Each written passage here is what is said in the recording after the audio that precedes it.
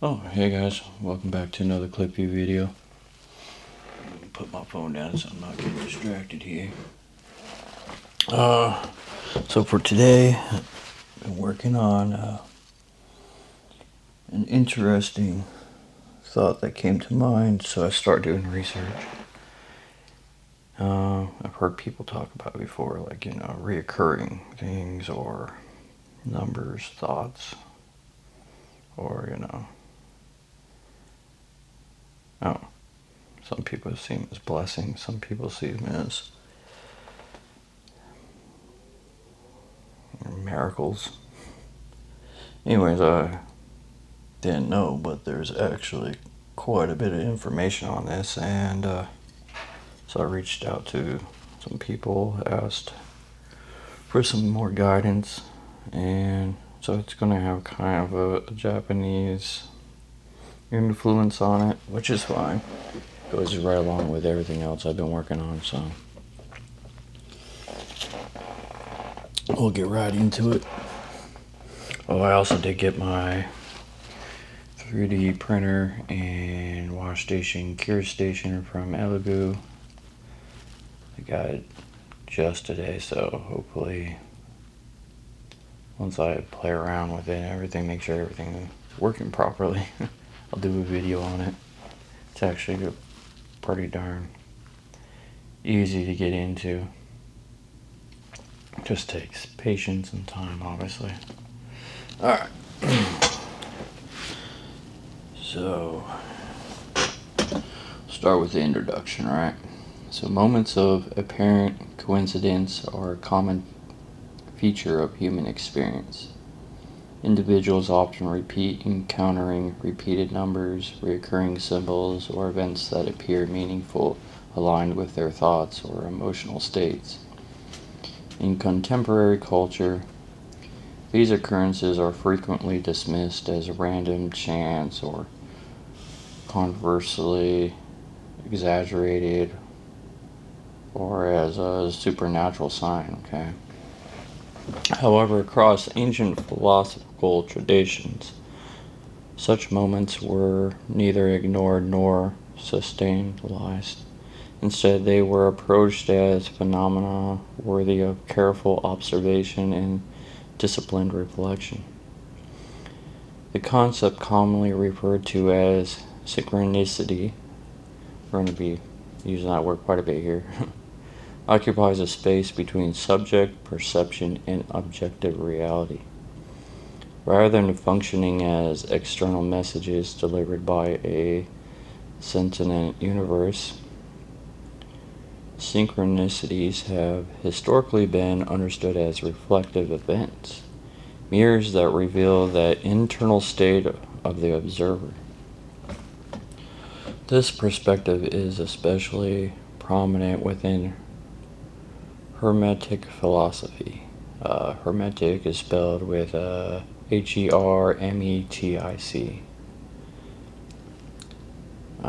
as I was. A body of teaching preserved in texts such as the Emerald Tablet and the Kybalion. Kybalion is spelled Kybalion. These two pieces, the Emerald Tablet and the Kybalion, could be easily videos on themselves. I mean, I have got so much information, and the interesting thing is the Emerald Tablet is not really that long. The Kybalion is actually copyrighted, and they I don't know, speaking like a different way of talking. It's like, what goes up must come down, and what goes down can obviously go back up. It's crazy. But with, enough time and the right mind, you can easily perceive that in many ways, so. Anyways, those two describe reality as governed by consistent, intelligible principles rather than arbitrary forces. Central to Hermetic thought is the ideal that consciousness, vibration, rhythm, and correspondence shape human experience. These principles suggest that reality does not merely act upon individuals, but responds to their internal conditions, specifically their patterns of thought, their emotional tone, and sense of identity. If you're confused on that, we'll get into details on, like, you might be thinking, what do you mean by emotional tone? Patterns of thought? A sense of identity? What? Yeah, I'll get into it, don't worry. From this viewpoint, synchronicities are not directives to be followed, but indicators of alignment between inner and outer states. This paper I'm working on explores synchronicity through the lens of Hermetic principles, with particular attention to the role of frequency, alignment, and perception. Drawing conceptual parallels with Japanese philosophical traditions that emphasize stillness, awareness, and harmony. So that's where this comes in, because it, like I was talking about with mine, the stillness and the awareness and harmony, all that in my other videos, such as Ma, for example, right? That's the space in between. We have Kai and we have Kokoro. We'll get into Ma, Kai, and Kokoro in this as well. Those are Japanese words and Japanese philosophy terms. The discussion reframes synchronicity as an experimental feedback mechanism rather than a mystical anomaly. By first establishing clear definitions and foundational concepts, the analysis then moves toward a deeper examination of how these principles operate in lived experiences and why such dust on my screen. And why such phenomena tend to emerge at particular moments in an individual's life. The aim of this work is not to encourage the pursuit of signs, but to cultivate discernment. discernment. Discernment. Yeah, okay. Second guess myself, sorry. Understanding synchronicity as a reflective process invites a shift from passive interpretation to conscious alignment, where awareness itself becomes the primary instrument of transformation. So, if this sounds interesting, or you want to see some more of my work, please subscribe to this channel, or at least give me a thumbs up or comment down below. Alright. Okay, there's going to be a lot of chapters, so this is going to be a long video, just to let you know. That's how I do it. Do it. So synchronicity is a term used to describe the experience of events that appear meaningful, related, despite lacking a direct causal connection. Unlike coincidence, which implies randomness without significance, synchronicity is characterized by the subject perception of meaning. The external event and the internal state of the individual seems to align in a way that feels purposeful, timely, or revealing. In everyday life, examples of synchronicity are often subtle. An individual may repeatedly encounter the same number during a period of personal transition, hear a specific phrase echoed across unrelated conversation, or think of a person moments before unexpectedly hearing from them. These experiences are not uncommon, yet they frequently evoke a strong emotional response: curiosity, unease, or a sense that something important is occurring beneath the surface or ordinary reality. Modern psychology has explored synchronicity primarily through the lens of perception and pattern recognition. Human cognition is highly adept at identifying relationships between events, even when no subject linkage exists. From this perspective, synchronicity can be explained as the mind's tendency to impose meaning on randomness. However, this explanation alone does not fully account for why certain moments of coincidence feel qualitatively different, why they are remembered vividly while countless other coincidences pass unnoticed. Philosophical traditions offer an alternative framing. Rather than focusing solely on whether a causal relationship exists, these traditions examine the context in which meaning arises. Synchronicity, in this view, is not defined by the event itself, but by the relationship between the observer and the event.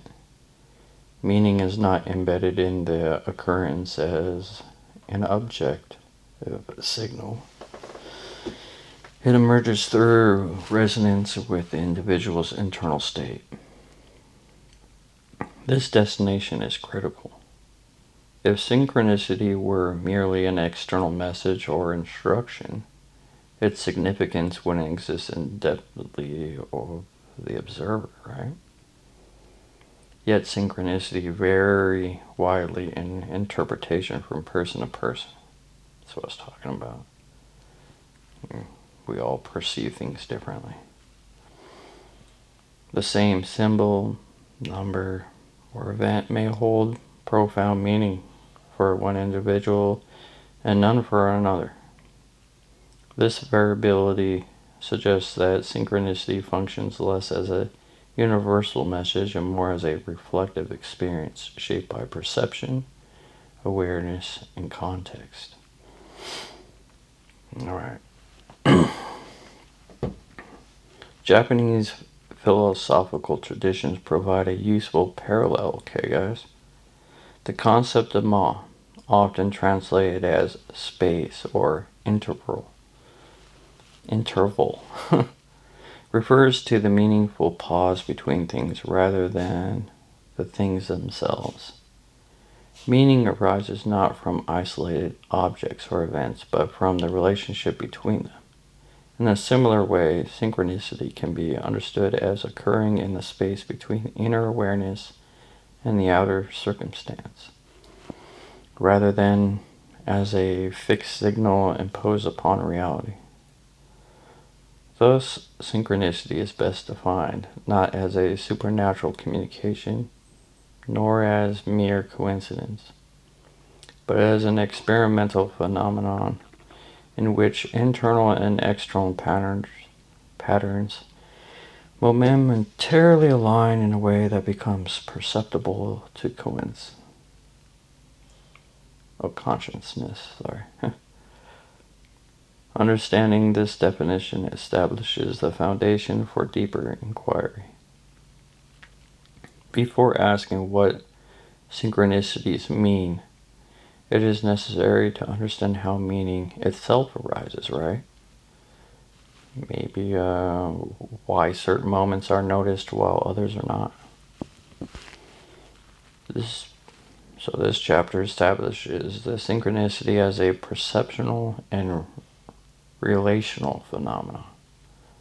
The next chapter will examine the philosophical framework that most clearly articulates this relationship between mind, reality, and perception. Hermetic philosophy. That's our next subject.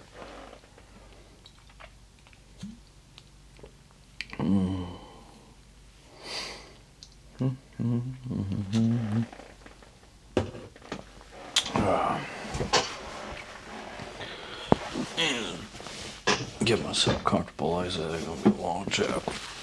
There we go. Chapter 2, Historical Context of Hermetic Philosophy. Hermetic philosophy is a system of thought attributed to the teachings of Hermes Trismegistus. That is a long last name. Trismegistus.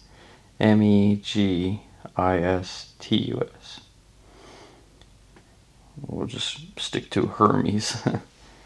Anyways, he was a legendary figure associated with wisdom, writing, and the transmission of sacred knowledge.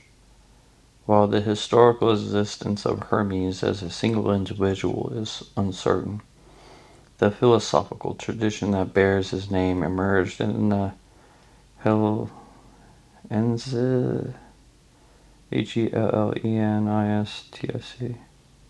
Hellenistic world. Hellenistic world? Okay. As I was. Drawing from Egyptian, Greek, and early mystical influences. So, give you a reference of origin there. It's the Egyptian and Greek, and before his time. Over centuries, these teachings were preserved, translated, and condensed into a small number of foundational texts. Amongst the most influential of these texts are the Emerald Tablet, like we were talking about, and the Kabbalion. The Emerald Tablet, brief and cryptic in nature, presents a series of axioms, axioms.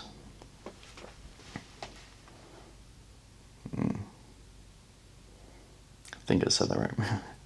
Describing the structure of reality and the relationship between the material and the immaterial. Its most well-known statement, as above, so below, encapsulates the Hermetic view that reality operates through correspondence across different levels of existence. Rather than presenting doctrine in narrative form, the text functions as a conceptual map, inviting contemplation rather than literal interpretation.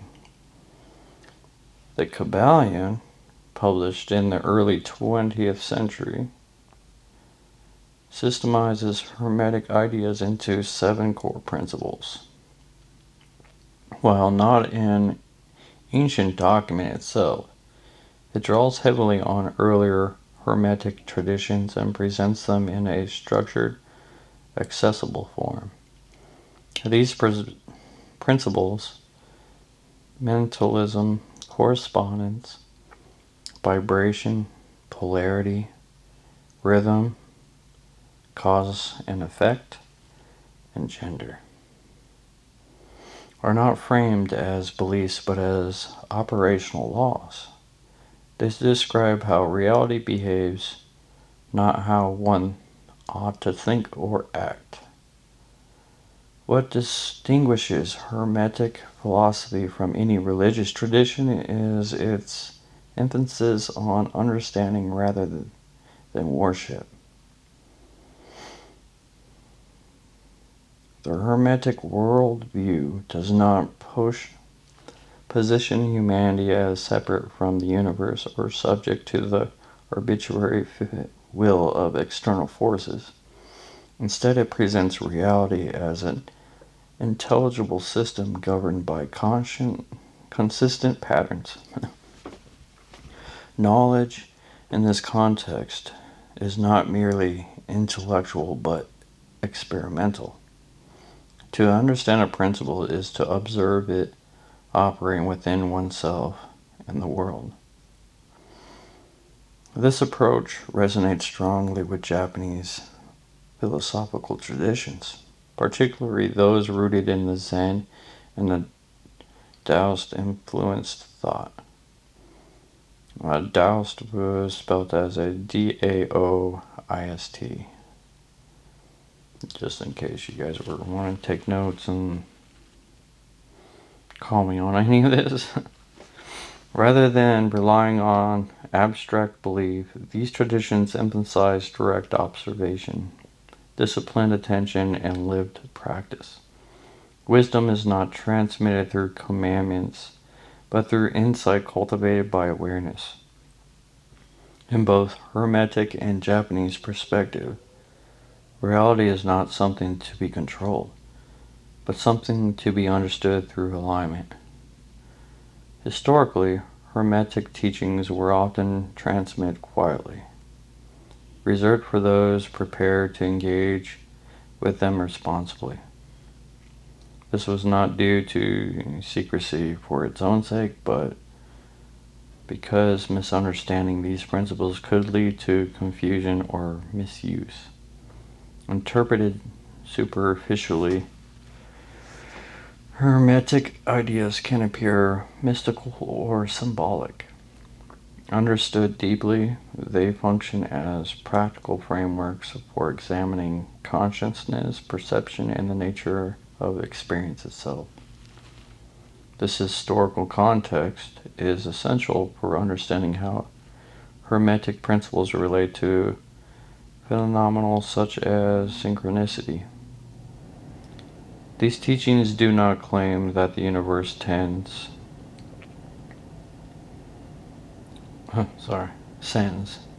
personalized messages or intervenes selectivity in human affairs. Rather, they describe a reality in which internal state and external conditions exist in constant relationship.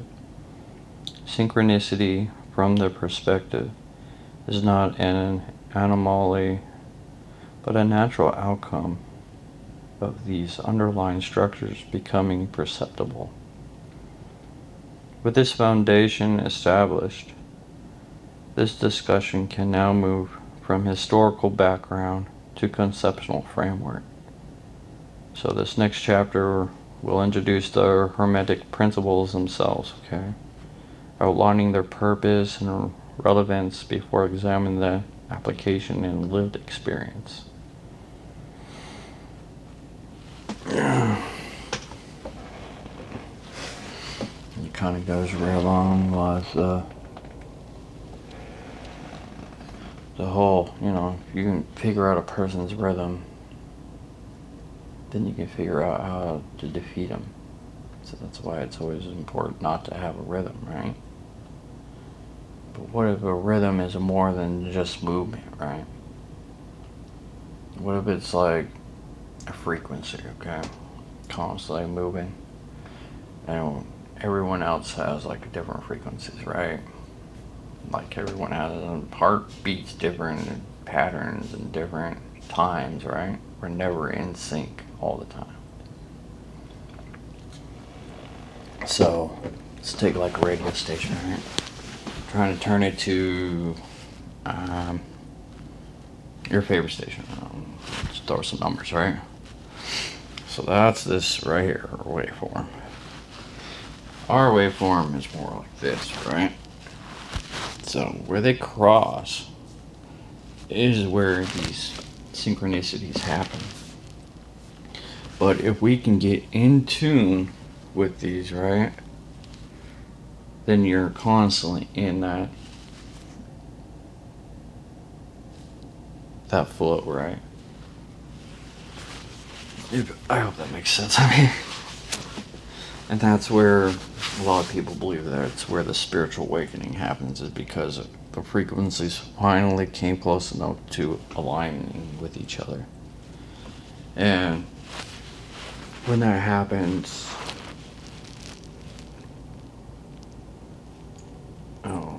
the way you view things are not the same anymore. The way you think about things are not the same. From a psychology point of view, they're saying it's more like you mature, right? Okay, well, how many levels of maturity are there? Right? I mean, Western civilization teaches you, hey, your set of mind thinking when you're a teenager's here, right? Because the brain's still developing.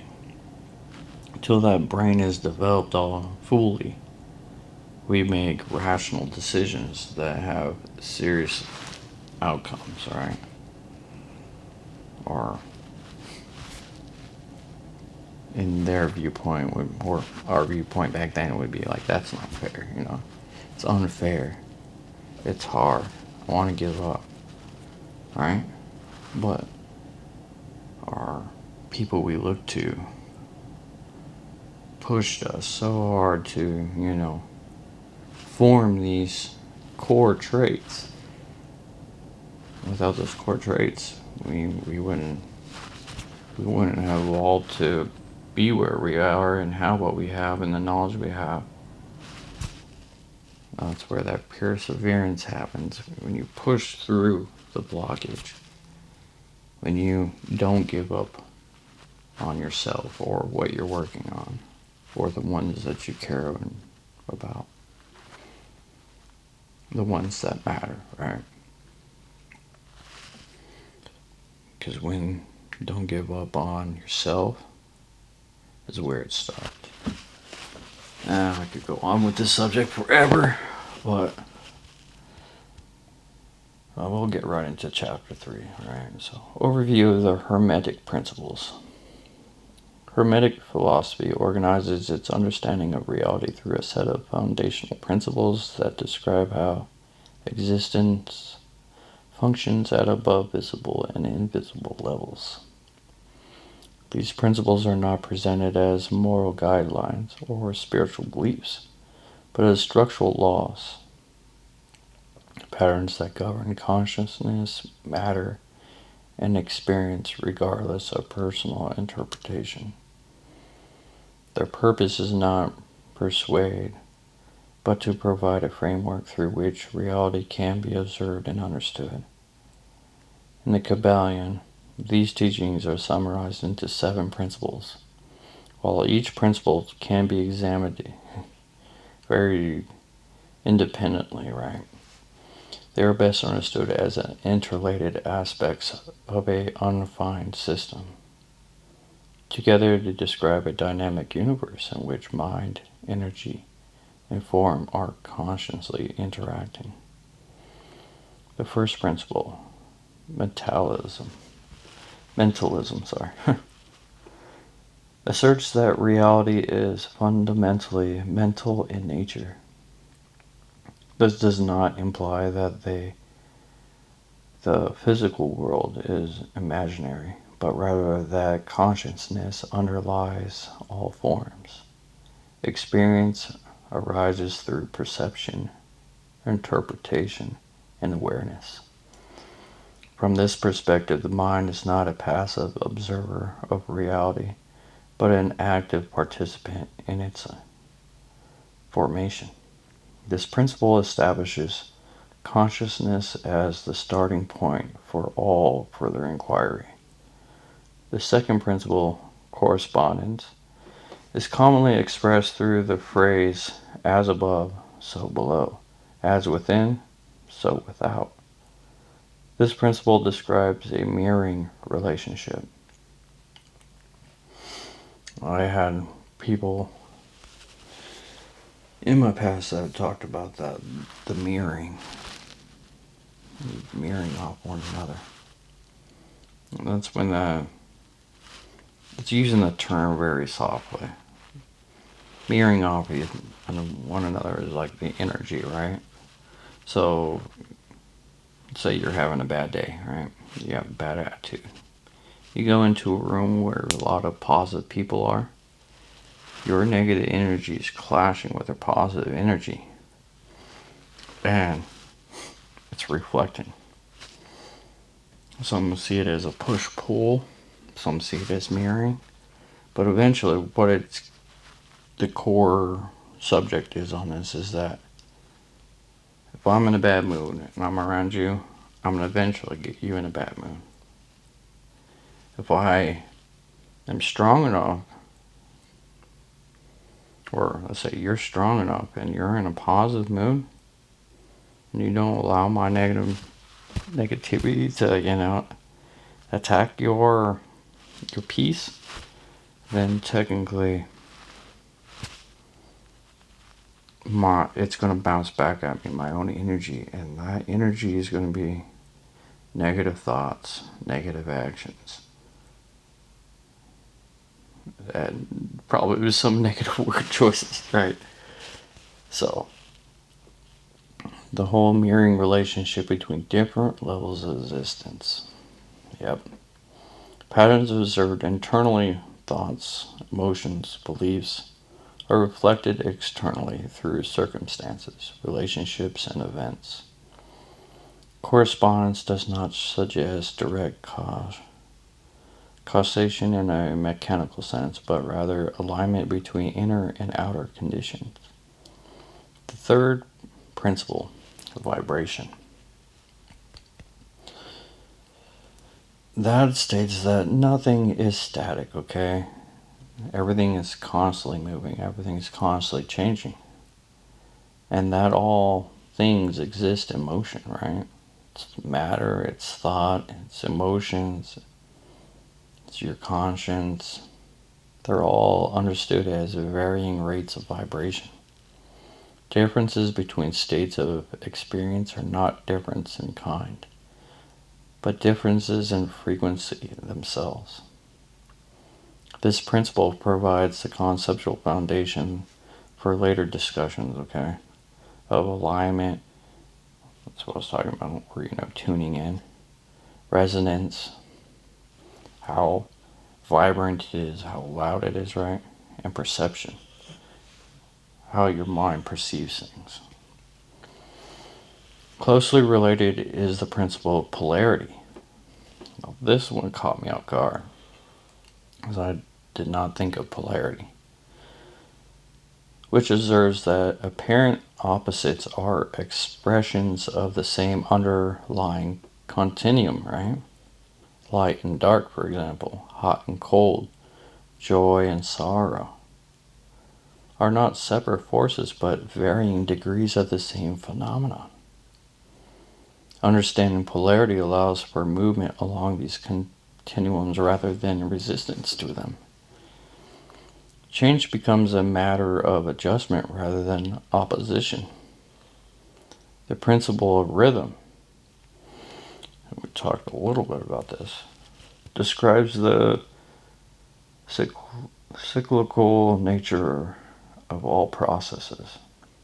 Just as tides rise and fall and seasons shift, so too do emotional states, periods of clarity, and phases of growth. This principle explains why moments of insight, disruption, or awakening often appear in waves rather than as constant states. Nothing remains fixed. All things move according to natural oscillation.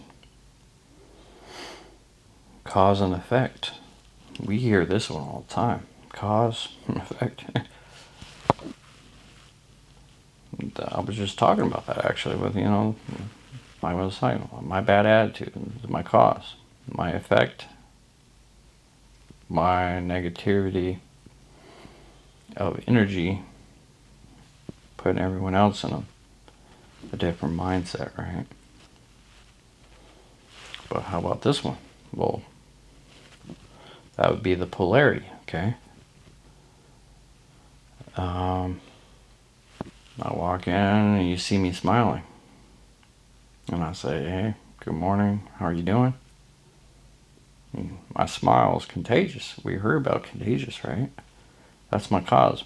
My smile is the cause. The effect is it makes you at least smirk or you feel happy or, a sense of, how do I put that? Existence, there you go. A sense of existing because, I acknowledged you were there.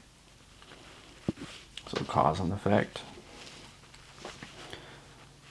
So that would be the sixth principle.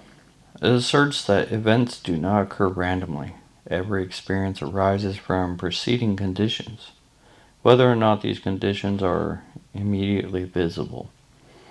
The principle emphasizes responsibility and awareness, suggesting that understanding caution. Well, let's just say understanding allows individuals to move from unconscious reaction to conscious participation. The final principle. This one got me up too. I had to really read this over several times just to understand this one. Gender. I know, right? I'm like, what? How's that the final principle is gender? That refers not to biological sex, okay, but to the creative interplay of active and receptacle forces present in all things. The active principle initiates movement and direction, while the receptive principle allows form, growth, and manifestation. Creation occurs through their cooperation rather than dominance of one over the other. Taken together, these principles describe a reality that is ordered, responsive, and intelligible. They do not require belief to function, nor do they promise control over outcomes. Instead, they offer a lens through which experience can be examined with greater clarity and conscience. So at this stage, it is important to emphasize that these principles are not yet being applied or interpreted in depth. The role here is to establish a conceptual foundation before exploring how synchronicity, frequency alignment, and perception interact within lived experiences. It is necessary to understand the structural framework from which these ideas emerge. The next chapter will build upon this foundation by introducing the concept of frequency alignment and examining how internal states influence perceptual and awareness. So I'm going to keep taking breaks between chapters just so you guys don't feel overwhelmed. It's like, that little high school kid that just wants 100 words a minute at you, and you're like, whoa, I'm still processing your first sentence.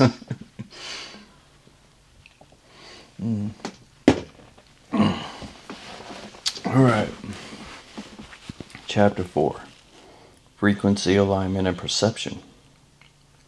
The concept of frequency provides a practical bridge between abstract philosophical principles and lived human experience. Within Hermetic philosophy, frequency refers not to a metaphorical idea, but to the vibrational state of consciousness as its expression through thought, emotion, and attention. This state functions as a filter through which reality is perceived rather than as an external force acting upon the individual. Perception is not neutral. At any given moment, awareness is shaped by internal conditions that determine what is noticed, what is not noticed, what's emphasized, or what's just simply ignored. Two individuals can occupy the same environment and yet experience entirely different realities. Not because the external world has changed, but because their internal states differ. Frequency alignment refers to the degree of coherence between an individual's internal state and the pattern presented in their external environment. This idea finds a close parallel in Japanese philosophical thought, particularly in the concept of Kai. I have not talked about Kai, but I'll give you a little definition, okay? So Kai is often translated as a vital energy or life force, right? So your chi would be another word for it. Kai is not something one possesses, but something one participates in. It flows through thought, okay? It flows through movement, it flows through your breath and your attention.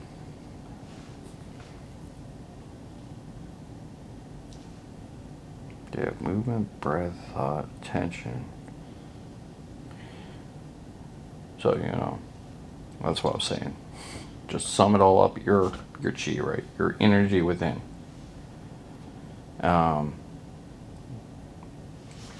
Like my sensei used to say, if you put your hands close enough and you focus on the space in between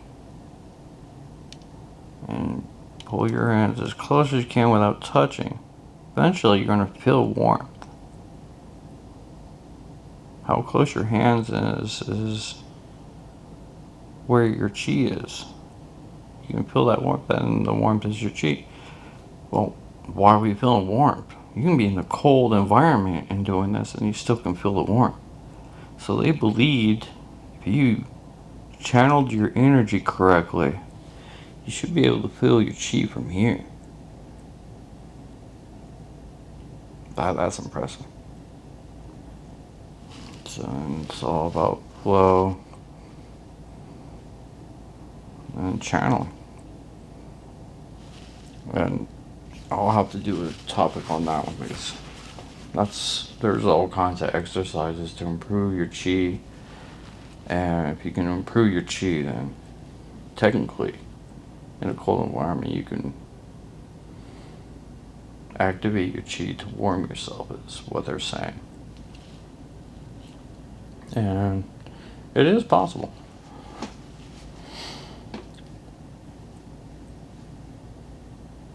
Let's see. Another relevant concept is ma. Okay? That's the space or interval between events. That's what I was talking about. The space in between, like your hands there, for example, right? That space right there. That's ma.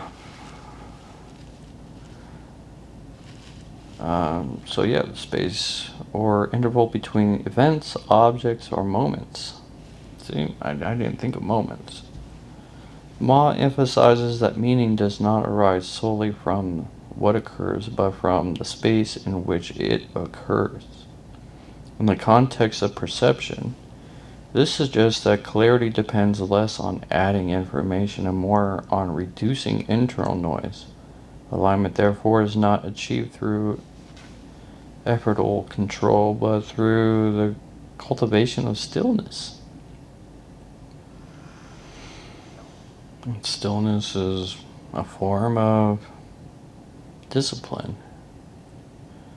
From a Hermetic perspective, vibration determines visibility. Experiences, opportunities, and insights exist across a wide range of frequencies, but only those compatible with an individual's dominant state of being, interconscious awareness.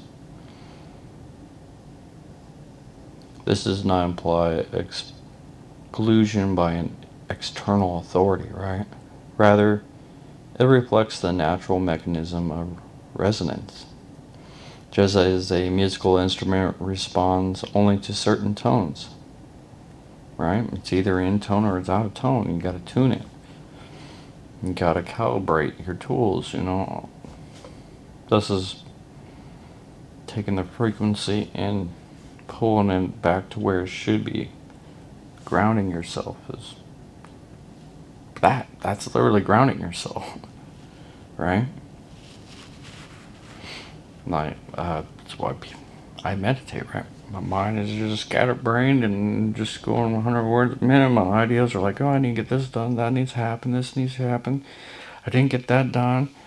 Oh, I totally spaced that out yesterday. Shame on me, right? But take time, look in, right? So I'm focusing on my breathing, noticing what I'm feeling, right? The silence really helps with this. So what I'm allowing that to do is I'm not paying attention to what's happening up here anymore. I'm focusing on like the beat of my heart, my breaths, right? My chest rising and falling. And I can control that, right? Breathe in for 4, hold it, exhale for 4. There's different breathing exercises out there. Everyone has one that will be better than the other, right? But anyways, that allows us to literally discipline ourselves by doing this practice of meditating or, going for a walk, for example, helps out doing this too. Especially when you're in an angry mood.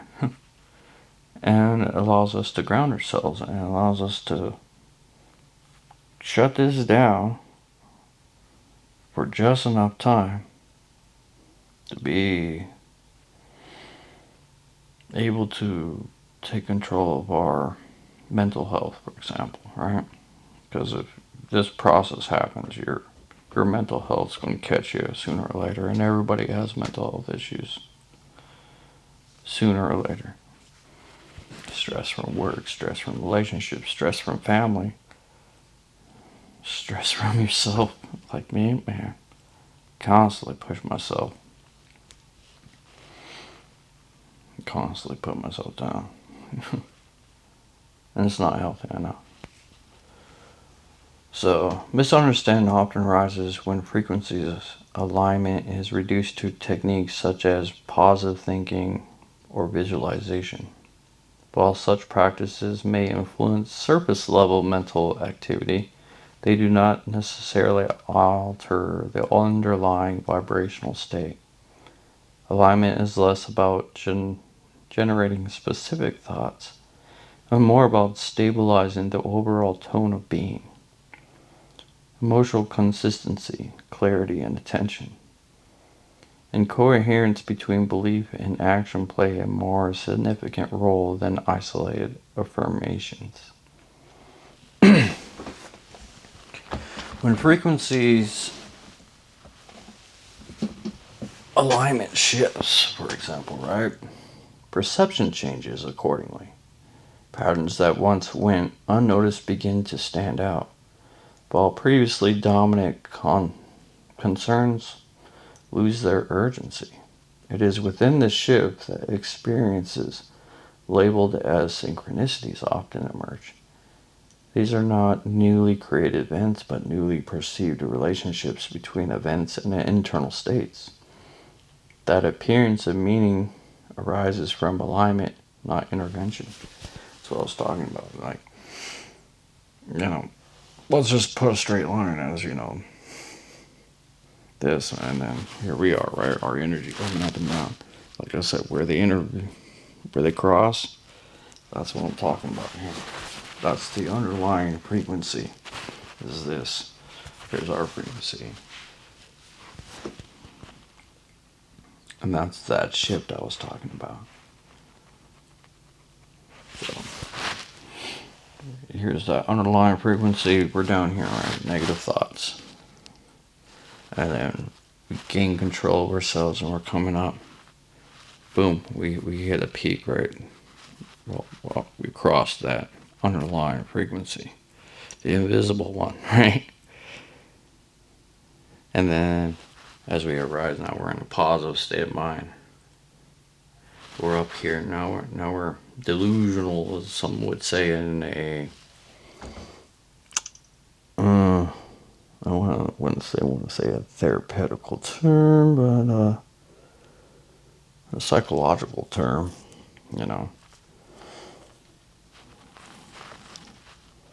Anyways, we'll come back down to reality. And that's what most people see this underlying line as reality. Because we're constantly, our mind is shifting like this.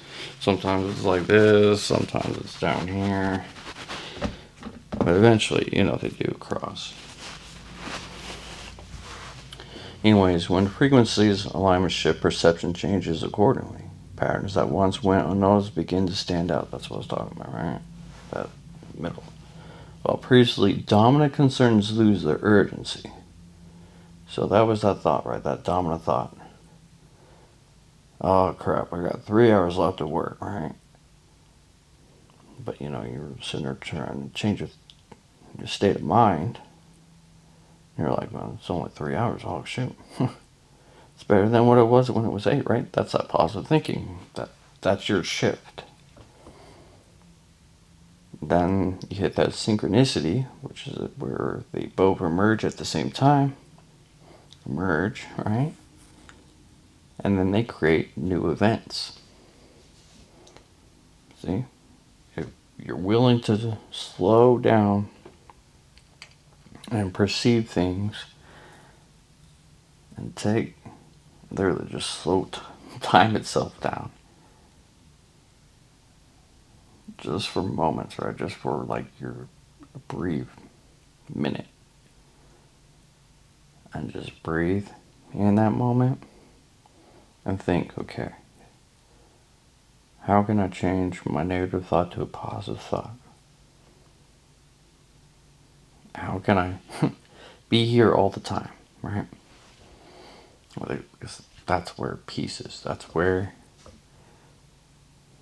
appearance of meaning arises from alignment, but not intervention. Not intervening, but that alignment. So I hope I clarified what that whole paragraph was about. So understand frequency alignment reframes the question of synchronicity, right? Or should it? Rather than asking why certain events are occurring, why did I get into an accident on a freaking icy road, and off into a ditch I go, scraped up both sides of the truck, smashed a bumper, knocked the side mirror off, broke a tail lens, and had to get pulled out. And sure, I could have taken the risk of driving that truck home, but playing it safe, thought, okay, well, this thing has full coverage. The body shop sends you an invoice and hey, it's going to cost $25,000. Your everything will be replaced. Good. Your insurance company goes and tells you, no, it's a total loss.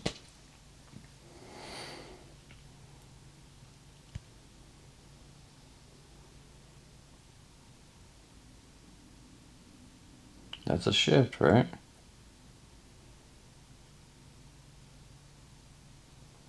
And now all of a sudden that was a shift from external explanation toward an internal observation. Because now you're not thinking about that truck being damaged and everything. You're thinking about this insurance company and their choice they made. Like, I'm the one paying for your business to stay open, but yet I don't feel like I got treated fairly within that act. That was a $75,000 truck, and you want to write it off as a $25,000 loss? No. Then you have to go back and negotiate, and then you're like, well, minimum Kelly Blue Book value for a fair price is $40,000, and they cut you a check for that. And they're like, yeah, you're right, that seems fair. Who's trying to take advantage of who, you see? Now all of a sudden, like I said, I'm not thinking of the truck anymore. I'm thinking about, is this company liable to do business with, you see? See the cause effect, push, pull, polarity, so much terminology over this shifting thing, right? How that happen? We're up here, down there, or in other words, a parallel, right? Parallel thought. Technically, if I sure it would be here, but you can't really see it, so parallel thoughts. I shifted from the truck to the insurance company. So it's interesting just how that mind works sometimes, right? You don't even know how you got from one thought to another sometimes. Is that coincidence, or is that something more, right? Is that a synchronicity? So this chapter establishes frequency alignment as a perceptual condition rather than a mystical phenomenon, right? So with this foundation, the discussion can now examine how synchronicity functions as a reflective mechanism within the system. The next chapter will explore the role of correspondence and mirroring in greater detail, clarifying how internal states are reflected through external patterns. So as you can see, every chapter we're getting deeper and deeper and deeper into this, right? Because now we're going to be talking about kokoro and reflections of law and correspondence, right? Well, how did my mind get here, right? Let's take a break so we don't just go right into it from chapter to chapter. So I start off with a thought. This is where all my papers start, right? And my thought was, okay, rhythm. Yeah, put it out there, right? Try not to have a rhythm. Try not to be predictable because rhythms are predictable. So it's like, okay, well, what does the other side of rhythm looks like? Okay, so I go in and I start asking myself, and I'll start jotting it down, and I'm like, okay, that's an interesting thought. Okay, now, how can we break this down further to understanding? Well, first you need to clarify the definition of these terms. And then with those definitions of terminology, you have a tone to it. And then you can take that tone and figure out, is the tone being perceived as a positive or as a negative? Always positive, negative to anything and everything in life. Then you can take that even further, right? So for example, how do you view this beer bottle, right? Some people, that's a positive, right? They like beer. Some people, it's negative. I don't like it. The smell, the taste, the effect it has on the mind, the body, and the soul, right? Because, drinking can make some people pretty ugly. That's why I stay away from my hard liquor. I don't get ugly. I just get sick really, really bad. Especially tequila. Oh. Enough about explaining things on that. So anyways, I dig deeper, and I dig deeper. And what I found was an old psychology practice, right? And if I had to put a title to it, is the why game, right? Some kids played this when they were young, right? Give me my pencil back. Why? Because you don't give me my pencil back, I'm going to tell mom. Why? Because mom will make you give me my pencil back. Why? Because she knows, because she bought that pencil for me. Why? And all of a sudden, you dig deeper and deeper and deeper. Eventually, you're gonna hit that rock bottom, right? You're gonna run out of why, or find it even harder to answer what why is. And that is where the same technique I use on my research papers. So that's how it came up. Okay, well, what's reflection? Well, it could be viewed as a mirror, right? It's not the terminology for it. Okay, well, what's mirroring? Well, it could be a visual image, because you're looking in the mirror and what you're seeing is, you looking right back at yourself. It goes into that one practice I was talking about, a conversation with yourself in the mirror. It's hard to lie to yourself when you're looking at yourself in the mirror.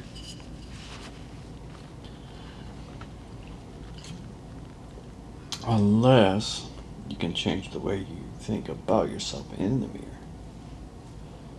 If you think that image in the mirror of yourself is not real, then that creates a loophole.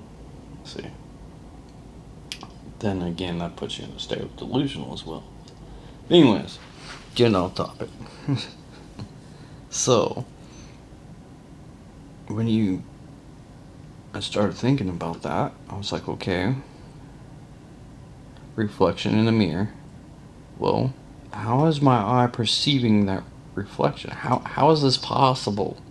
You know, if you want to take and put actual evidence into it, that's light bouncing back and forth, right? Well, what's light? It's a form of a wavelength, right? Every color operates in a different wavelength. And that's how we can see different colors. Well, there's more to that actually, but we don't want to get too far on that one. Anyways, and that's how I slowly work on this. And as you can see, that is a timely process where you need to really put aside some time to work on it, right? So yeah, synchronicity and reflection, the law of correspondence. So this is chapter 5. The law of correspondence is one of the most frequent cited yet widely misunderstood principles within Hermetic philosophy, commonly summarized as the phrase, as above, so below, as within, so without. This principle does not suggest a simplistic cause and effect relationship between thought and event. Rather, it describes a mirroring relationship between internal states and external conditions, mediated through perception and alignment. When applied to phenomenon of synchronicity, correspondence reframes the experience from one of external messaging to one of internal reflection. Events that appear meaningful do not acquire significance because they are directed toward an individual, but because they resonate within an existing internal configuration. The external world does not generate meaning independently. It reflects the pattern already present within consciousness. This distinction is essential. If synchronicity were an external communication system, its message would possess inherent meaning, regardless of the observer. However, in practice, synchronicities are deeply personal. A repeated symbol may provoke insight in one individual while remaining unnoticed by another. This variability suggests that meaning arises not from the event itself, but from the relationship between the event and the observer's internal state. Japanese philosophical traditions provide a complementary understanding through the concept of kokoro, often traded as heart-mind. Kokoro emphasizes the inseparability of emotion, thought, and awareness. Experience is not filtered through intellect alone, but through the integrated state of the heart-mind. When kokoro is unsettled, perception becomes distorted. When it is aligned, reality appears coherent and responsive. From this perspective, synchronicity functions as a mirror that reflects the condition of kokoro. The reflection may appear through numbers, it may appear through symbols, through timing, or repeated encounters. But its purpose is not to instruct, right? Instead, it reveals the quality of awareness currently being expressed. The mirror does not choose what to show. It faithfully reflects whatever stands before it. Misinterpretation occurs when the mirror is treated as an oracle. Seeking external explanation for synchronicities often leads to dependency on symbolic system or authoritative interpreters. This approach shifts responsibility away from self-observation and toward external validation. The law of correspondence, however, places responsibility firmly within the individual. The reflection points inward, not outward. Understanding synchronicity as reflection restores agency. This question is no longer what is the universe trying to tell me, but what state of being is being reflected through this experience. See, good shift right there, right?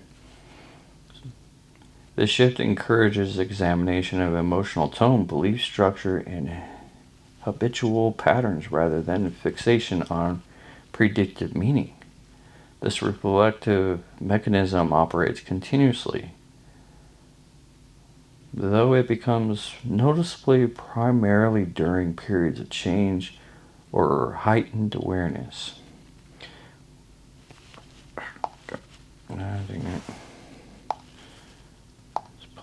There we go. When internal states are stable and unexamined, the mirror appears static. When alignment shifts, the reflection becomes dynamic, drawing attention to the process itself. This chapter establishes synchronicity as an expression of correspondence rather than communication. So the next chapter will examine why such reflections often intensify at particular moments in life, introducing the concept of frequency, thresholds, and energetic timing. So chapter 6, timing, thresholds, and energetic readiness, right?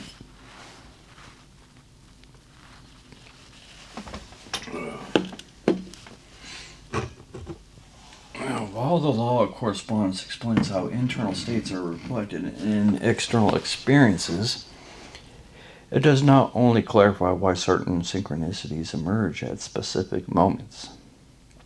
Hermetic philosophy, when combined with the concept of vibrational frequency, suggests that the manifestation of meaningful patterns depends on both alignment and timing.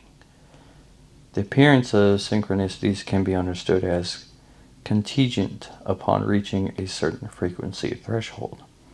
In this framework, consciousness operates as a dynamic field, emitting vibrational patterns that interact with the surrounding environment. When the individual's internal frequency reaches a level compatible with particular patterns in the external world, these patterns become perceptible.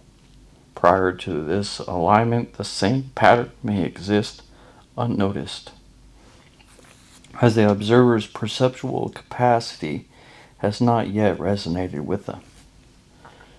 This concept has a close parallel in Japanese thought, the idea of ma, right?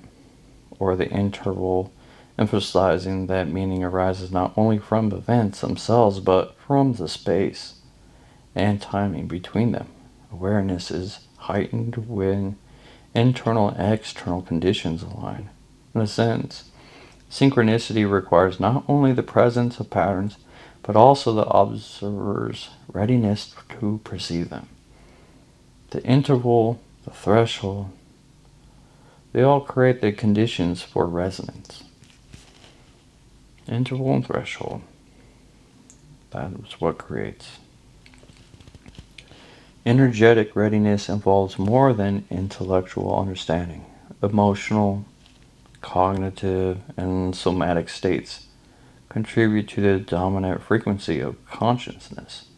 A person may engage in philosophical study or reflective practice for years without noticing certain correspondences, only for them to emerge suddenly during a period of emotional or experimental change. Voila, all of a sudden awakening, right? Terminology of that. These moments indicate that the internal field has reached a critical threshold, enabling previously hidden patterns to be observed. This timing explains why synchronicity often appears during periods of transition, stress, or heightened emotion. The oscillations of internal energy, amplified by significant life significant life experiences, increases the likelihood of alignment with external patterns. In Hermetic terms, these occurrences are not random accidents but predictable outcomes of the interaction between consciousness and the vibration field of reality. Understanding threshold timing underscores an important practical implication. Awareness is not passive, right? Individuals do not merely wait for synchronicities to occur. They cultivate the conditions of perception through practice that stabilize attention, harmonize emotional states, and integrate experience. Whether meditation, reflective journaling, or disciplined observation, one increases the likelihood of perceiving meaningful correspondences. This approach mirrors Japanese philosophical emphasis on disciplined, right? Mindful alignment with life rather than reliance on chance or external instructions. In conclusion, the emergence of synchronicities depend upon both internal frequency, aligning, and timing, right? Internal frequency, alignment, and timing. That's actually 3, but yeah.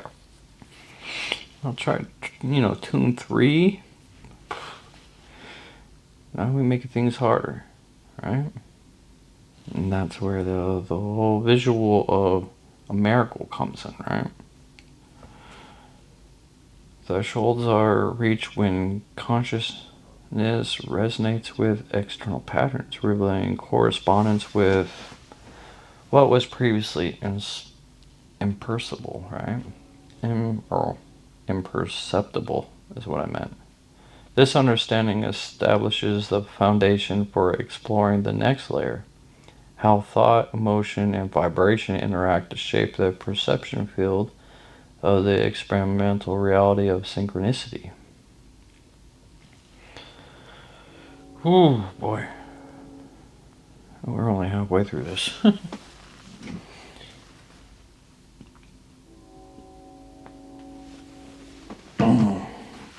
Chapter 7, Thought as Frequency, the Principle of Mentalism. The first principle of Hermetic philosophy, right? Mentalism asserts that all is mind. Let's take time to think about that, right? What does that term mean? All is mind. Well, first thing that comes to mind is if you don't mind, you don't matter, right? It's a weird terminology term, right? Well, what else could we get? What else comes to mind when you say all is mind? It's your thoughts, right? That's all in the mind. The mind, right? What is that? That's observation, really. All is mind. Well, that's an observation. See? Just to show you how deep and how much time I put into this. How much thought I put into this. So in practical terms, this principle identifies consciousness as the primary creative force, right? Yeah. It's shaping perception, shaping experience, and engagement with reality.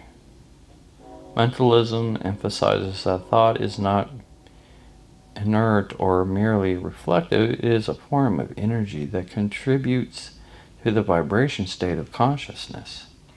From this perspective, thoughts function as frequencies. Each thought carries a qualitative pattern that resonates through the internal field of the observer. Repeated patterns of thinking, beliefs, assumptions, and habitual interpretations generate dominant frequencies that color perception and shape the apparent order of external events. In other words, though, thought is not simply a reflection of reality, but a participant in its formation. Participant in its formation. See, that alone has a lot of meaning. The concept of frequency aligns with Japanese philosophical practice, such as zazen, right? Or seated meditation, and kokoro awareness. These practices cultivate clarity by observing and regulating the flow of mental energy, by attending to the tone, quality, and continuity of thought. The practitioner begins to harmonize internal vibrations, creating conditions for perception to align within broader patterns in the environment. Mentalism also provides a lens for understanding why certain synchronicities appear consistently to some individuals and not others. So, example, I look at my watch and I see 0606. Pattern, right? To me, my mind perceives it. I'm like, oh wow, I noticed that literally. I've seen that before, right? Doesn't mean nothing to you though, right? For you, it might be 1111, or like for me, it would be 222, right? I see 222 all the time. What does that mean? Is it a hidden message? It's a frequency. And what it really is happening? That's an observation. That is a disciplined attention, right?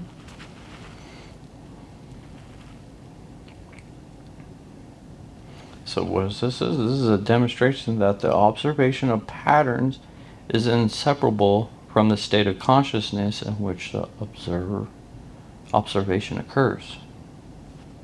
There you go. So practical engagement in mentalism involves more than positive thinking or visualization alone, but Hermetic philosophy emphasizing coherence over intensity. Now we're throwing intensity in this. So, as you see, it's a compounding theory. So sustain mental stability, emotional balance, and integration of experience produce a clear, consistent vibrational field. Voila, now all of a sudden we have an object. It's a field, right? It's like an electron, right? You have your neutrons, your negative forces, your positive forces, they're all spinning around us. Voila, energy. Simple as that. So to cultivate alignment, Hermetic and Japanese practices converge on similar techniques. Mindful observation, attending to reoccurring thoughts, imagines, and sensations without judgment, creating awareness of dominant internal frequencies. The important thing on this one is without judgment, okay? 2, regulation of attention. Redirecting focus from scattered or reflective thinking towards sustained awareness, reducing energetic noise. That's what I was saying. Meditating to stop this from going wild. Focus on your breathing. That's regulation of attention. Okay. Integration of emotion and cognition.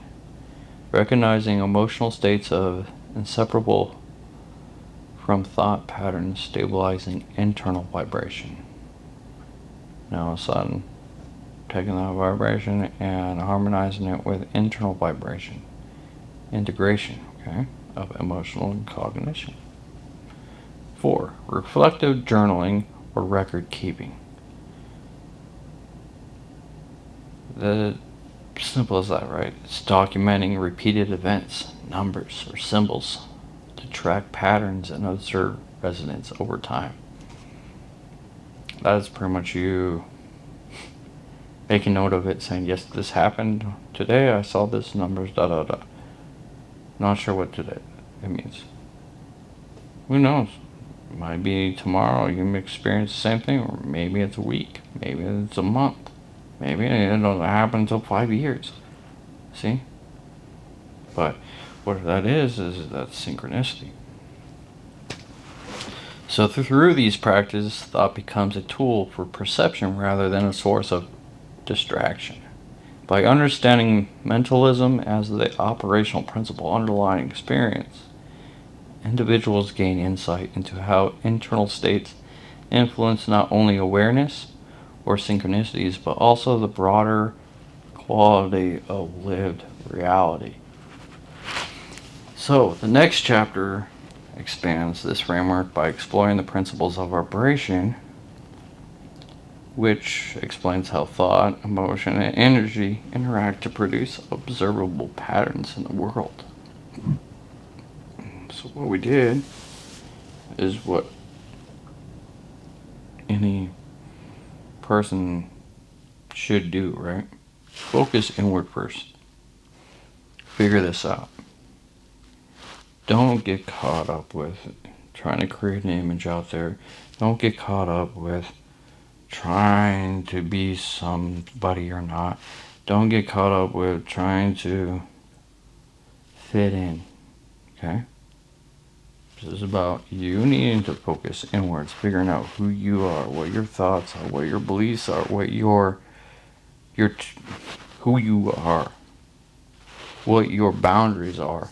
That's the key point, your boundaries. Establish those first, because within those, that's what's going to help you make clearer and better decisions in life of who is and who is not in your inner circle, who belongs there, who does not belong there, who requires your attention, who does not. And then from there, that's where you can break it down into layers and layers, right?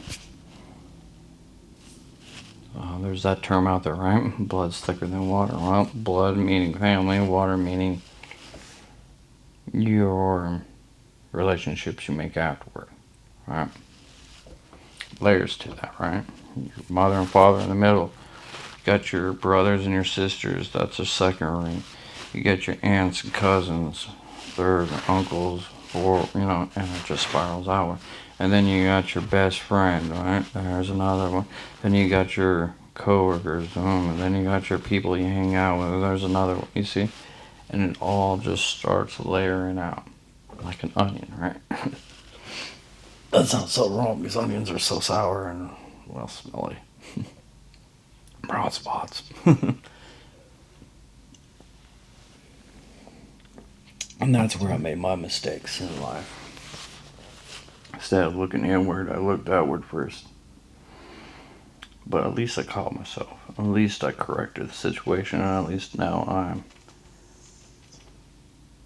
working on building what I should have built years ago. And that is thoroughly working on my inside first before I work on my outside.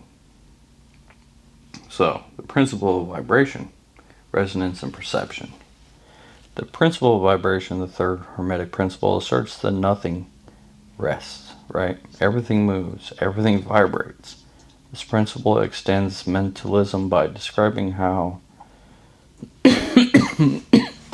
consciousness, matter, and energy interact dynamically through motion and frequency.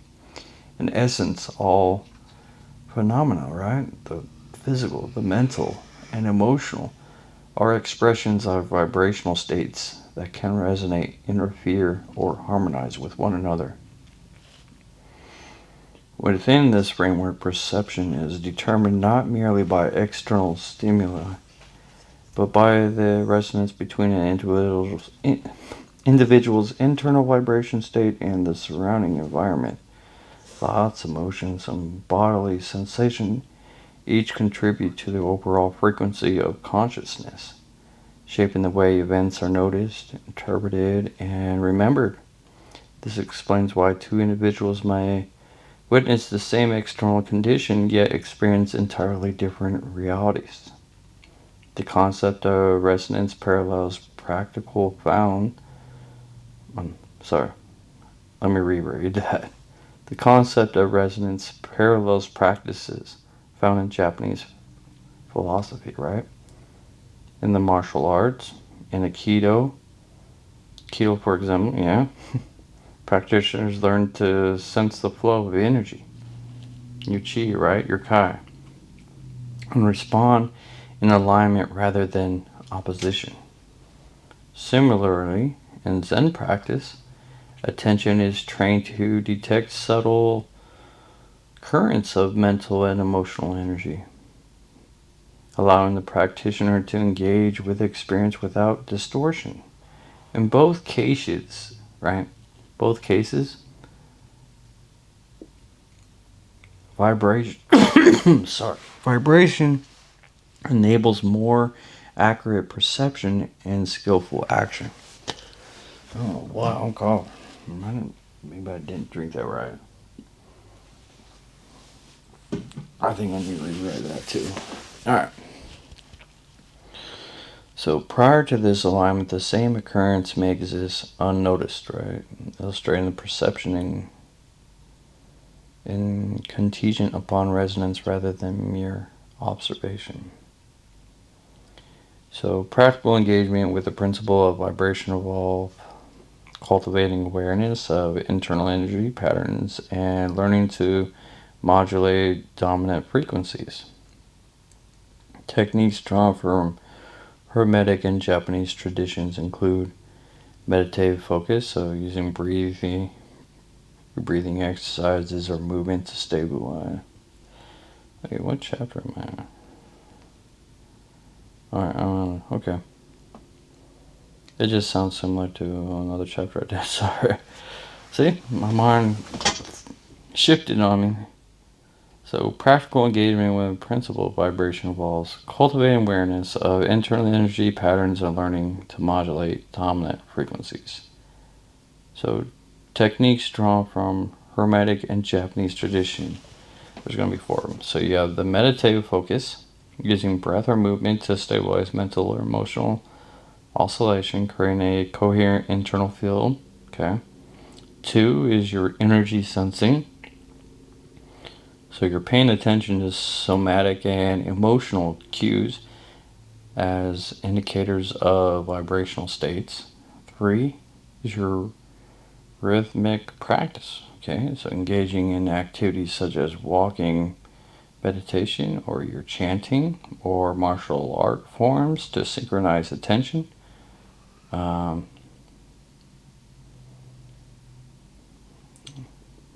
Aikido does that. Tai Chi, Kung Fu, Muay Thai. Muay Thai does it for me. Those are your different forms that would be good ones for martial art forms, okay? To synchronize attention, the body, the breath, enhancing resonance. So with martial arts, it's all about the body, mind, and spirit, right? Those are enhancing resonances right there. And number 4 is your reflection on patterns. See, compounding, right?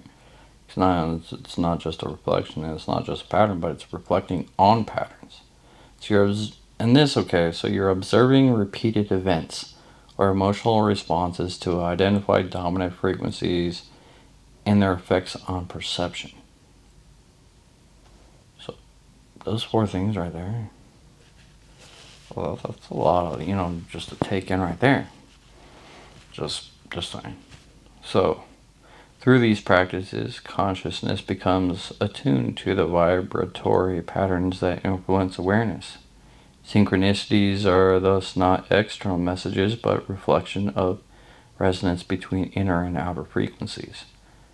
By understanding vibration as a structural feature of reality, individuals gain the ability to discern, right, to interpret, or to engage with patterns more consciously. So the next chapter, we'll build on this foundation by examining the principles of polarity. This is where I was talking about with that polarity, right? Which explores the continuum of experience and how internal states can shift to enhance perception and alignment. So Chapter 9, the principle of polarity. Okay, guys, that's continuism and shifting states. The principle of polarity, the fourth Hermetic principle, asserts that everything is dual. Everything has poles. Everything has a pair of opposites. Polarity does not imply separation or conflict, but identifies that apparent oppositions are vibrations along a continuum of the same underlying reality. Light and dark, joy and sorrow, active and rest, are not discrete forces but differences, expressions of a singular phenomenon. So understanding these continuum provides insight into perception, experience, and the conditions under which synchronicities emerge. So polarity has particular relevance to observe of meaningful coincidence, right?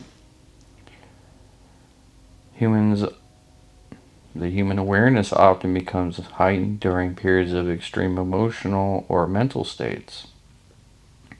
Okay? Or how about moments of intense joy, despair, or clarity, or confusion tend to amplify perception, making patterns and correspondence more noticeable. This is not coincidental. The extremity of internal states shifts the vibration frequencies of consciousness, allowing resonance with external patterns that might otherwise remain imperceptible. From a Japanese philosophical perspective, polarity aligns with the concept of yin and yang, right? Even though yin yang is a stolen term from Chinese philosophy, right? They still believed in it in Japan too, right? And it is adapted from Taoist thought, for example, right? So as opposing energies are interpreted constantly balancing and transforming into one another. Similarly, Hermetic polarity emphasizes that every state contains the seed of its opposite.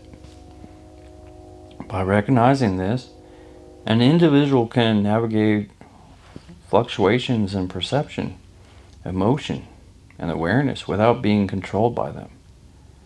Awareness of polarity allows practitioners to consciously move along the continuum of experience, modulating their internal frequency to enhance receptivity to patterns and synchronicities. So practical application of the principle of polarity involves both observation and modulation. Emotional awareness, identifying... Go ahead, come in. Give me a second, guys.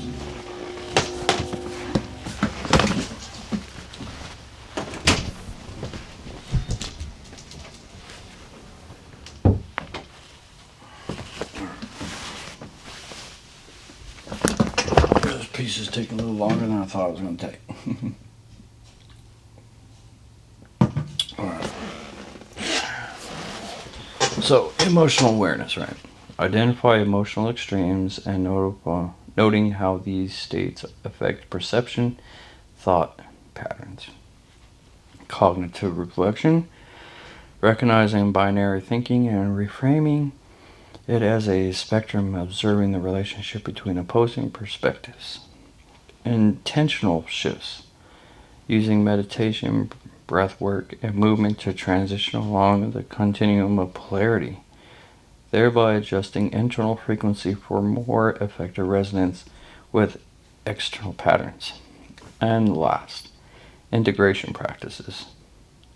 Journaling or reflective dialogue to reconcile perceived opposites within experience, fostering coherence in perception. By understanding and engaging with polarity, individuals gain insight into why synchronicities often appear during heightened states of consciousness, rather than attributing these experiences to external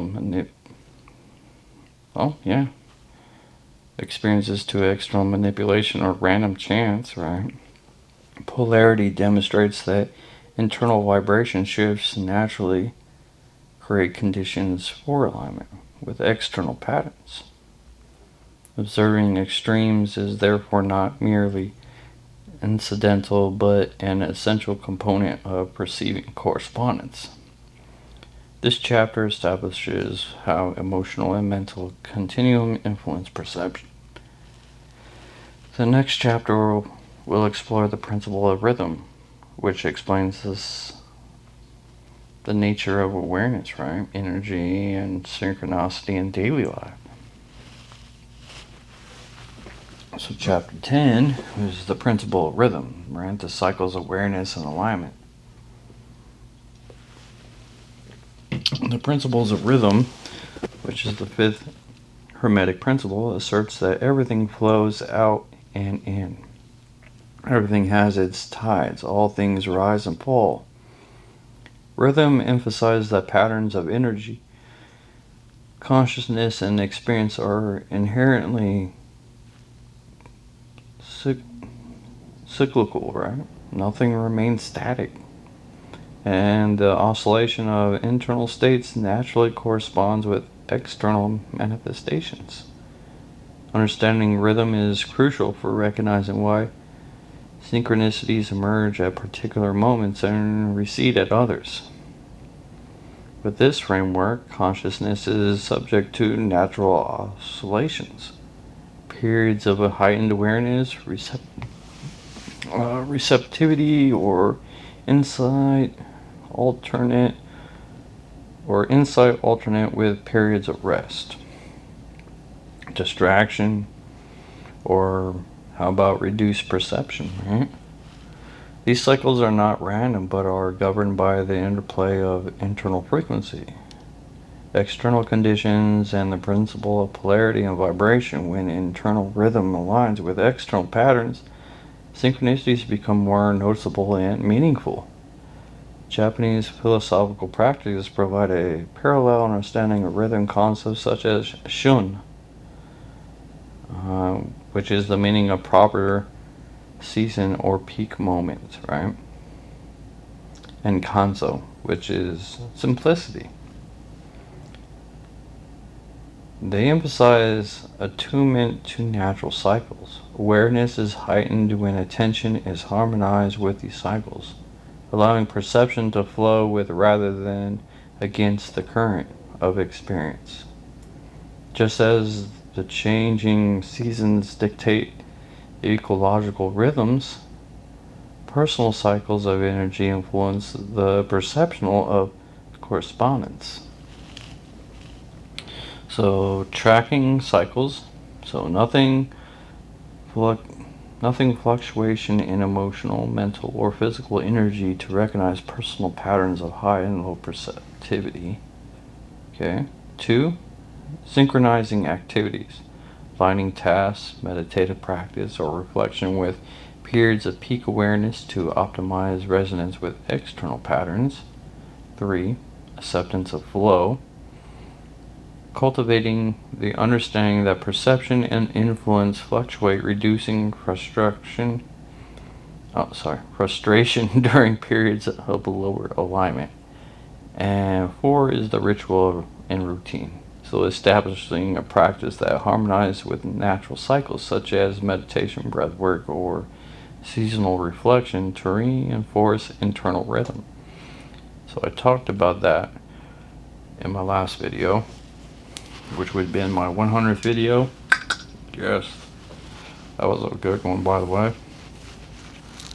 But anyways, through these practices, individuals learn to anticipate periods of heightened synchronicity and approach them with preparedness, right? Recognizing rhythm shifts the focus from attempting constant control to cultivating responsive alignment. Synchronicities events are thus understood not as isolated anomalies, but as predictable outcomes of cyclical resonance between internal and external states. By integrating the principle of rhythm with polarity and vibration, a cohesive framework emerges. Internal states oscillate, extremes appear and recede, and patterns become perceptible when resonance occurs. Rhythm emphasizes that alignment is dynamic, perceptual, and energetic. Attunement is a continuous process rather than a static achievement. Whew.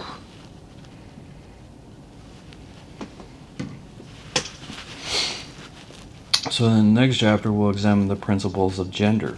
This is going to be our last one, which completes the Hermetic framework, right? By addressing these active and receptive forces that drive manifestation and synchronicity. Chapter 11, the principle of gender. Here we go. The one that confused me. Creative dynamics and manifestation. Actually, is chapter 11 our last one? I think there might be one more. Not sure. The principle of gender, okay? The seventh harmonic principle asserts that gender is in everything. Everything has its masculine and feminine principles. In Hermetic philosophy, this principle refers not to biological sex, but to the dual forces of creation. The active initiating principle, right, masculine, and the receptive nurturing principle, which would be classified as feminine. These forces operate in all aspects of existence, from thought and emotional to physical creation and spiritual insight. Within the context of frequency alignment and synchronicity, gender explains how internal states transform into manifested experience. The active principle provides direction, intention, and impetus, while the receptive principles allows integration, form, and materialization. Both are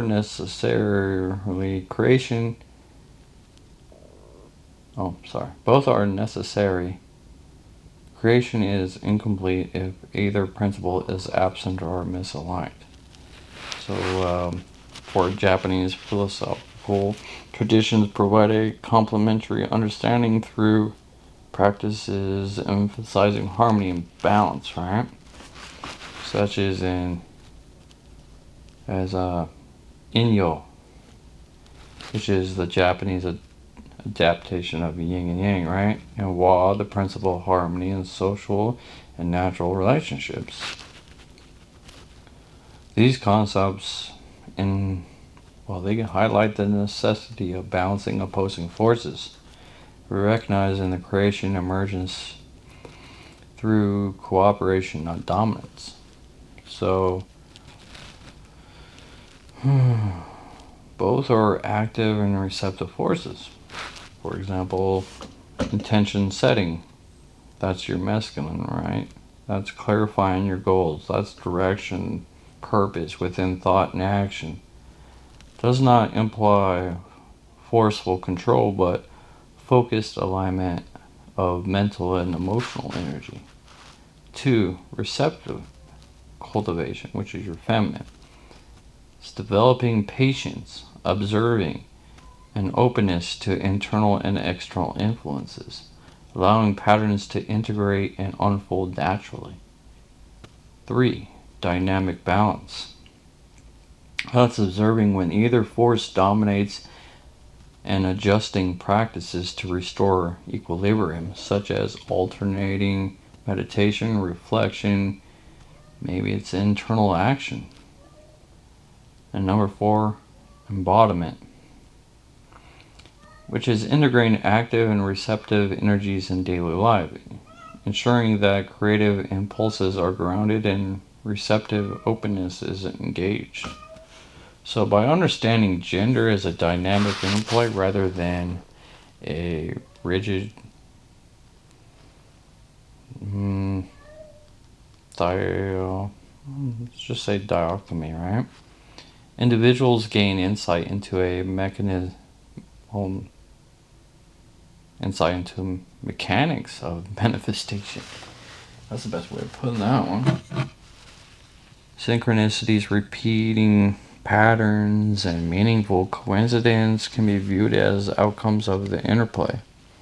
The active principle initiates alignment with potential patterns, while the receptive principle allows their perception and integration into lived experiences.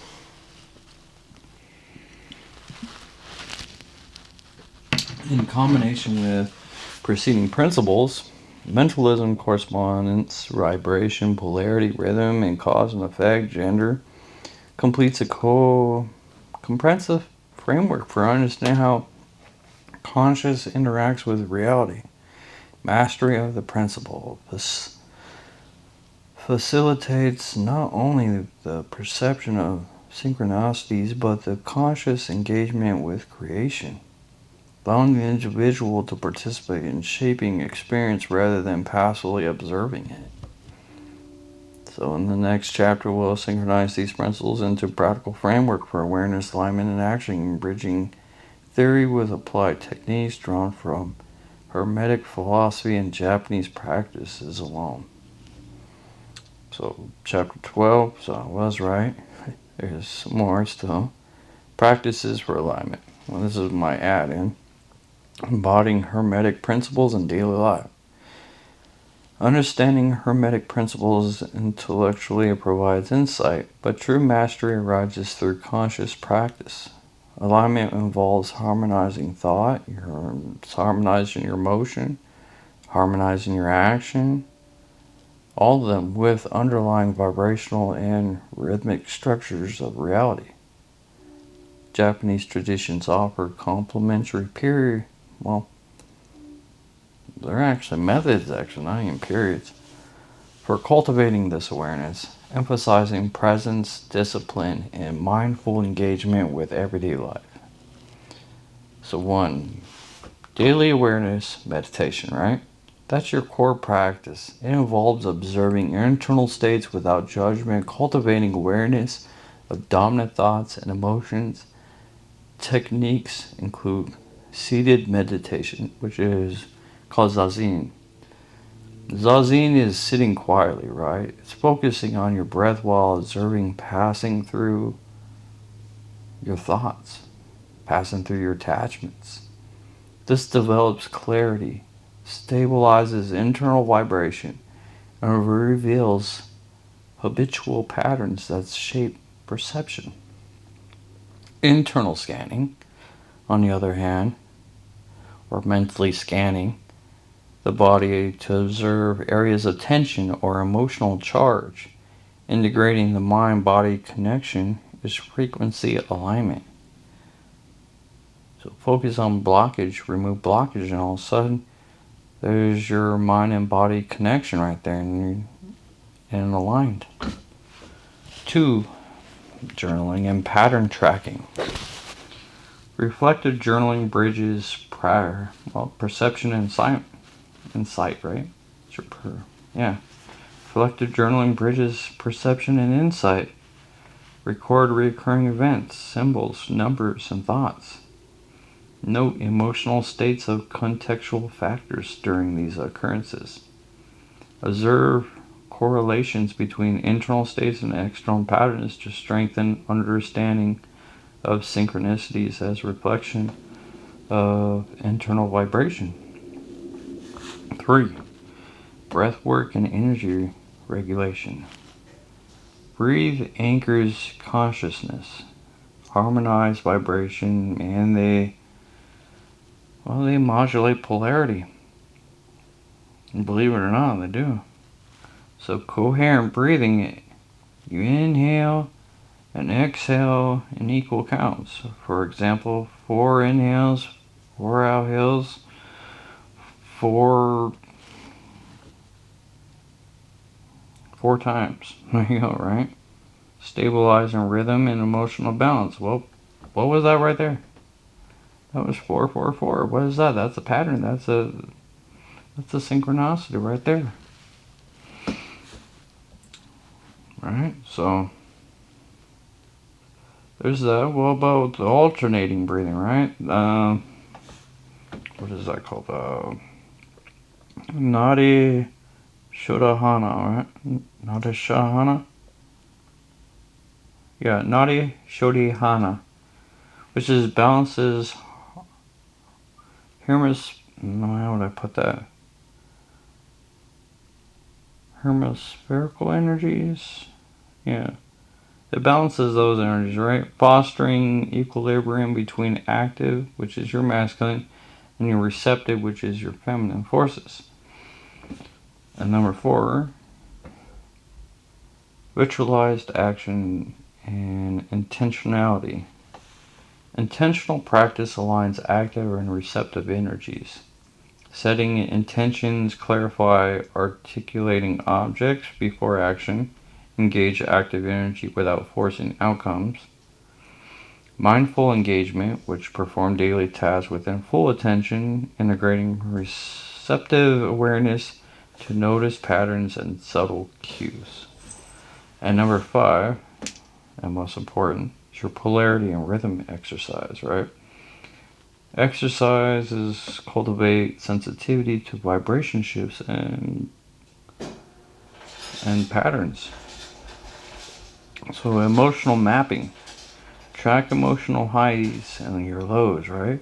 Observing in how these influence perception and resonance with external events. What about your awareness? Well, track those too. Align reflective or creative practices with natural rhythms, right? So daily, weekly, or seasonal cycles to enhance resonance. Embodying the principle of gender. Number 6, right? So, well, that'd be 6. Embodying the principle of gender. Balance of active and receptive energies through creative visualization. Well, okay, what do you mean by that, right? Well, actively imagine potential outcomes, which is your masculine side, while cultivating openness to intuitive insight and integration, feminine side. Integration practices. Reflect on decisions and their alignment with inner states, ensuring action and receptive work in tandem. Through these practices, the observer transitions from passive notice to synchronicities to active engagement with alignment, resonance, and creation.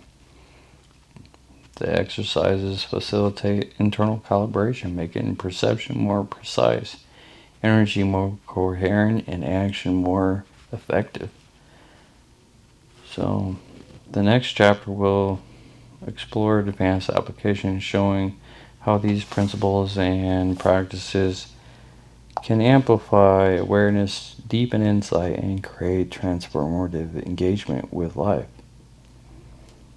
Well, there's a lot more than I thought. Alright, so chapter 13, advanced applications. Depending on alignment and manifestation, with foundational understanding of the Hermetic principle and daily alignment practices in place, advanced application involves integrating these alignments into a holistic, intentional approach to perceptions, synchronicity, and creation.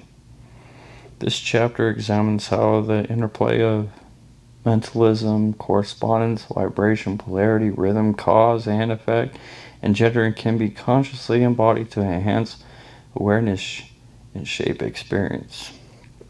By 1, harmonizing your thought, your emotions, your actions.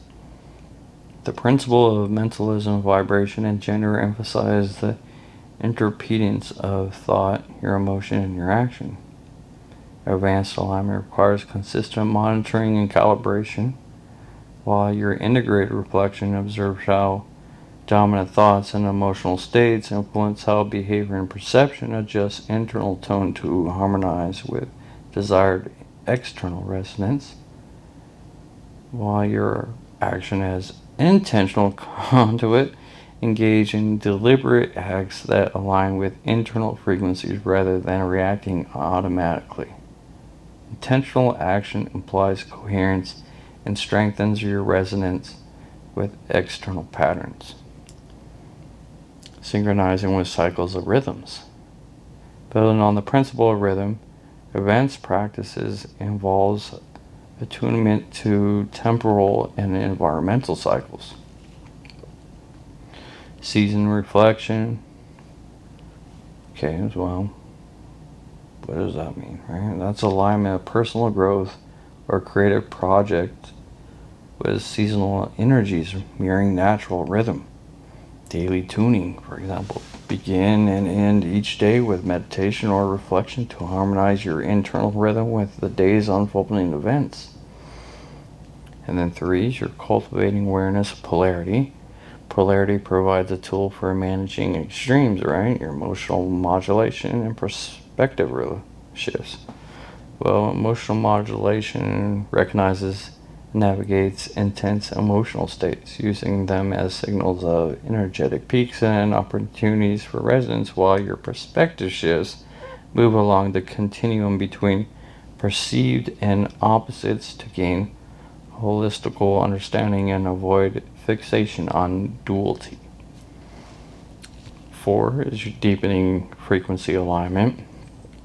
Advanced engagement with the principle of vibration requires intentional cultivation of coherent internal states.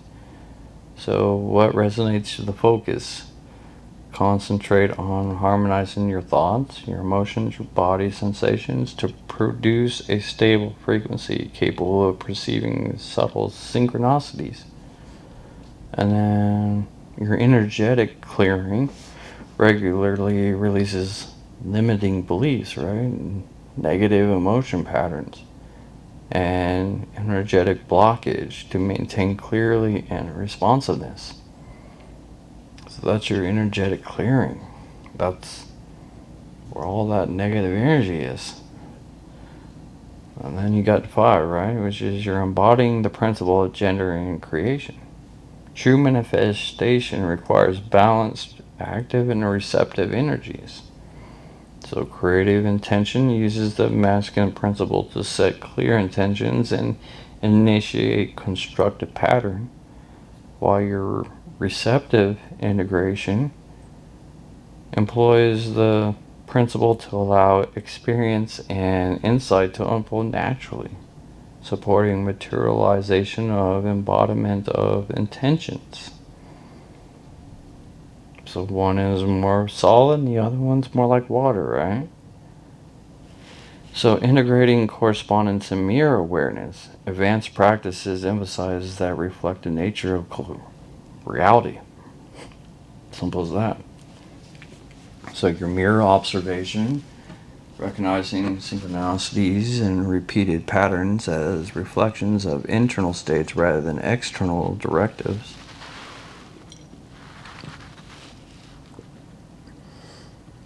And then your iterative calibration. Use mirrored experiences to refine your thoughts, your emotions, and your actions, deepening internal coherence with external resonance. And then you got 7, developing a sustained practice. Finally, right? Mastery is cultivated through discipline, through consistent engagement. Right? This is where, like I said, it all compounds into this daily rituals. Integrating meditation, journaling, your breath work, right? Your breathing, and mindful actions into daily life. So being aware of your actions in every day. Being aware at work, being aware at home, being aware in your conversations, being aware out there doing your errands. Those are your daily rituals, right? Well, you got your reflective assessment as well, guys. So you periodically review personal alignment, resonance, and engagement with synchronicities to adjust practices and refine frequency. Then you got your long-term integration. Embrace a lifestyle of attentive observation, right? Deliberate action and responsive alignment as a continuous process rather than a finite goal. By synchronizing Hermetic principles with Japanese philosophical practices, individuals cultivate heightened awareness, strengthened energetic coherence, and ability to perceive and interact with synchronicities consistently. This advanced framework moves beyond passive observation to active engagement with reality, transforming everyday experience into opportunities for insight, for growth, and for intentional creation.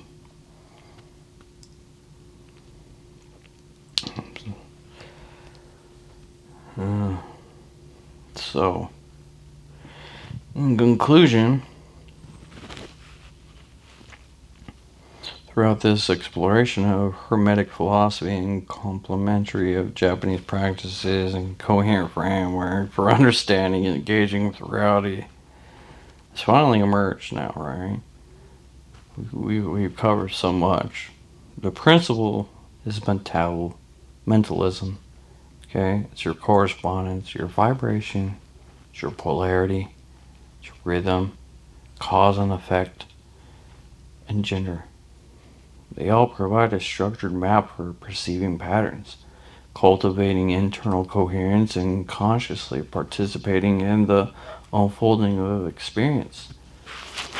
So here we go. Well, if you want to skip to the end of this, what's the takeaway? What's the core insights, you might ask, right? Mentalism. It demonstrates that consciousness is the creative foundation of reality. Thoughts are frequencies actively shaping perception. 2.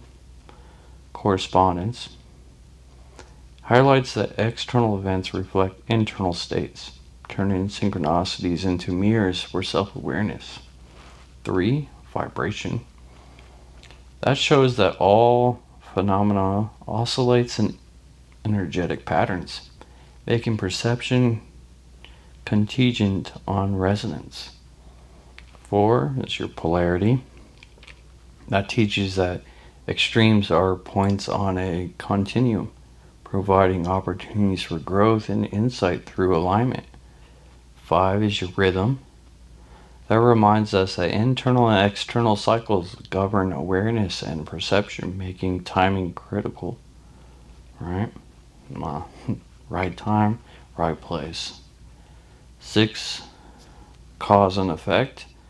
Emphasize that predictable outcomes of internal states, reinforcing the need for conscious engagement. And your last is your gender, which illustrates the interplay of active and receptive energies, essential for creation, manifestation, and integration. So your practical integration is awareness of these principles becomes meaningful only when applied. Daily practice, meditation, reflective journaling, your breathing, your intentional action, observation of cycles, they cultivate the coherence, enhance perception of synchronicities and strengths, the ability to consciously participate in the creative process. So the Japanese practices such as your zazen, your man, your wa, and they're all mindful engagements that offer methods for harmonizing these energies with daily life. I was just trying to build a bridge so you guys can understand.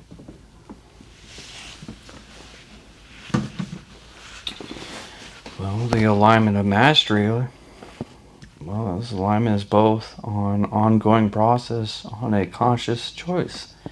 But collaborating thought, emotion, and action, individuals attune themselves to the vibrational field of reality, fostering resonance with external patterns.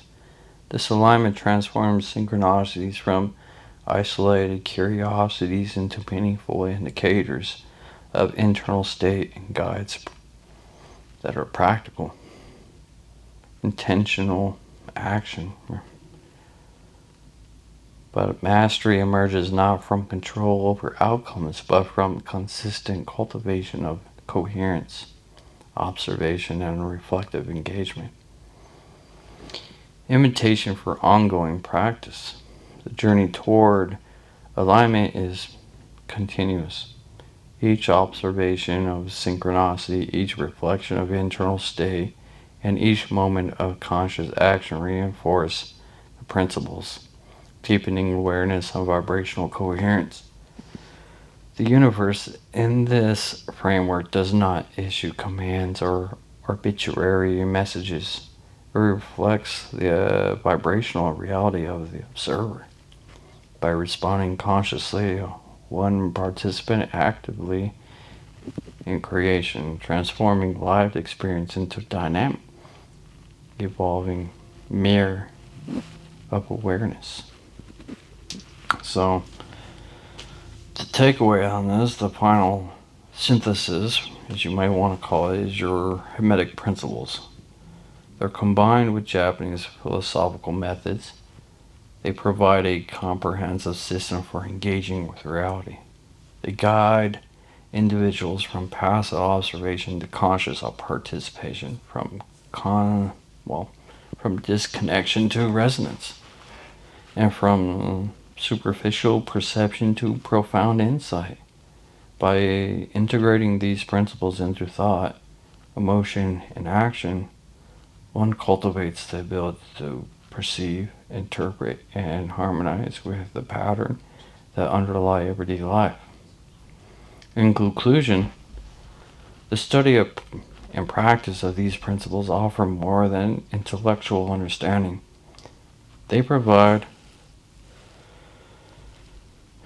a living framework of aligning consciousness with reality. Synchronicities, repeating patterns, and meaningful coincidences are not random. They are reflections, invitations, and opportunities for engagement. Through disciplined practices, awareness, and intentional alignment, individuals can consciously navigate the currents of life, participating fully in the co-creation of their experience. So, I'm sure a lot of you are not going to be able to grasp a lot of this, and you're going to probably need to watch this over and over and over and over again, but I'm telling you, it's definitely something to give a lot of thought to. So I appreciate y'all taking the time to listen to me as I try to explain some things that compounded into some seriously deep thoughts. Anyways, till then, I'll see you in the next video, guys. See you then.